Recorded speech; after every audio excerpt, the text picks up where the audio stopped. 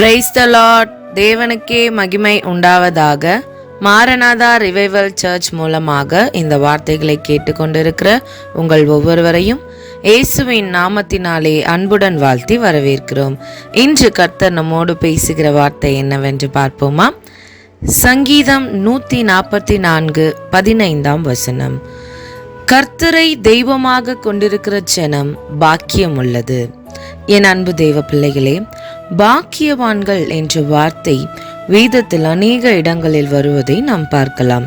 சிறுமைப்பட்டவன் மேல் சிந்தையுள்ளவன் பாக்கியவான், உம்மை நம்பியிருக்கிற மனுஷன் பாக்கியவான், கர்த்தருடைய வேதத்தின்படி நடக்கிற உத்தம மார்க்கத்தார் பாக்கியவான்கள், ஆவியில் எளிமையுள்ளவர்கள், துயரப்படுகிறவர்கள், சாந்த குணமுள்ளவர்கள் என்று அநேக பேர்கள் பாக்கியவான்களாக கருதப்படுகிறார்கள். இப்படிப்பட்டவர்கள் எல்லாம் பாக்கியவான்கள் என்று வேதம் சொல்லுகிறதை நாம் பார்க்கிறோம். அதுபோலதான் கர்த்தரை தம் தெய்வமாக கொண்ட ஜனமும் பாக்கியம் உள்ளது என்று இந்த வசனம் நமக்கு கூறுகிறது. கர்த்தரை தன் நம்பிக்கையாக கொண்டிருக்கிற மனுஷன் பாக்கியவான் என்று வேதம் கூறுகிறது. ஆனாலும் கிறிஸ்தவர்களாகிய நாம் கர்த்தரை தெய்வமாக கொண்டிருந்தாலும் கிறிஸ்துவை தன் சொந்த இரட்சகராக ஏற்றுக்கொள்ளாமல் இருக்கும் எத்தனையோ கோடி ஜனங்கள் இன்னும் இந்த உலகத்தில் வாழ்ந்து கொண்டிருக்கிறார்கள். அவர்களை குறித்து நமக்கு ஒரு பாரம் இருப்பது மிகவும் அவசியமான காரியமாகும். அன்றைய நாட்களில் இஸ்ரவேல் ஜனங்கள் மோசே வருவதற்கு தாமதமான உடனே தங்களுக்கு ஒரு தெய்வம் வேண்டும் என்று சொல்லி உடனே ஒரு விக்கிரகங்களை உண்டாக்கி அதை தெய்வமாக வழிபடத் தொடங்கினார்கள். அதே போலதான் இன்றும் நம்முடைய தேசங்களில் தெய்வனை அறிந்தும் அறியாமலும் விக்கிரகத்தை தொழுது கொண்டும் இருக்கிற மனிதர்களை நாம் பார்த்து கொண்டிருக்கிறோம்.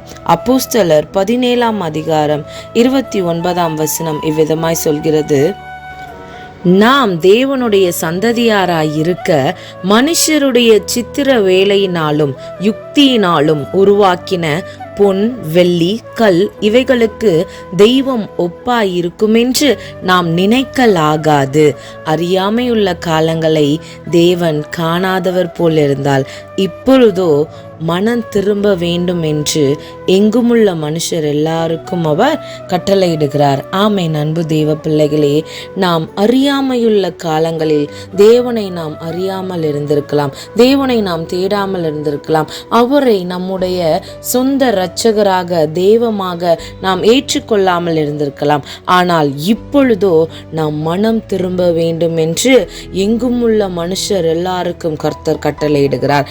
அதே போலதான் நாமும் ஒவ்வொரு மனுஷர்களும் நம்மை சூழ்ந்திருக்கிற ஒவ்வொரு நம்மளுடைய ஃப்ரெண்ட்ஸ் சர்க்கிள் முதற்கொண்டு நம்மளுடைய சொந்தக்காரர்கள் முதற்கொண்டு எல்லா மனுஷர்களையும் கர்த்தரை தேடுகிற பிள்ளைகளாய் நாம் மாற்ற வேண்டும். கர்த்தரை பற்றி அவர்களிடத்தில் நாம் கூற வேண்டும். கர்த்தர் தான் மெய்யான தெய்வம் என்ற உண்மையை அவர்கள் தெரிந்து கொள்ள வேண்டும் என்ற பாரம், ஒரு ஆத்ம பாரம் நமக்கு எப்பொழுதும் இருக்க வேண்டும். இந்த வார்த்தையின் மூலமாக கர்த்தரை தன் தெய்வமாக கொண்டிருக்கிற ஜனங்கள் பாக்கியம் உள்ளவர்கள். இன்றைக்கு நீங்கள் கர்த்தரை ஏற்றுக்கொண்டிருக்கிறீர்களா? அவரை உங்களுடைய சொந்த இரட்சகராக நீங்கள் நினைத்து கொண்டிருக்கிறீர்களா?